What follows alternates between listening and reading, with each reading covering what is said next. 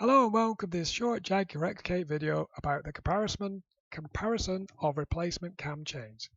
This is episode 18 in my short series of videos showing how I change my cam chains and tensioners on my XK8. And in this video I'm going to compare my new and old chains. Okay, so when I got my new cam chain kit, I did notice that the new chains did move very freely on the new budget replacement guides on these sort of two raised pieces. But when I put the old chain on, it didn't want to sit in those guides inside the raised portions. Now these guides are only on the budget replacement guides, these sort of raised pieces. So it made me wonder whether I was changing the guides to the new set, whether these chains were still any good. So I did a bit of investigation. I measured some parts of the chains. The new chains are OE6E Japan branded. They were 11.6 millimeter wide, but the old Saks France OEM chains were actually 12.2. There's actually a 0.8 millimeter difference. So I wondered why is this? Why are they so much smaller? Did a few more measurements. The critical width, which is the 15.9, which the sprockets ride on or work against, that's actually correct on both chains. So the chains will still do the job, albeit each of the plates or the links in the chain, the material thickness was a bit smaller. The ones on the outside were 0.1 millimeter down, but the ones in the middle were actually 0.2. When obviously when you add all these up, it adds up to the 0.8. So the replacement chain links are slightly thinner. When I measured the outside as well, I also found the outsides were ever so slightly smaller, only by about 0.1.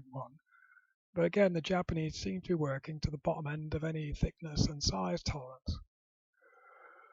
So then I actually went on to the forums and asked how you could tell the difference between a good and a bad, or a new and a worn chain. I was told you could actually do basically a droop or a drop test. What I did to try and replicate this is I actually taped up the two chains together and then clamped them and basically held them at 90 degrees or at horizontal and see how much they droop as they go out from the clamp point. Surprisingly, the new budget OE6 Japan chains seem to drop or droop more than the 80,000 mile used Saks France chain, which did concern me a bit. This was on the primary chains, which are quite long. On the secondary, which are quite a bit shorter, still there wasn't as much drop, obviously, but there's still a definite drop compared to the French ones. So a bit of a comparison. The conclusion was the new chains, they're probably quite serviceable, going to be slightly weaker, but probably not excessively so. They will work. The key points are the right size.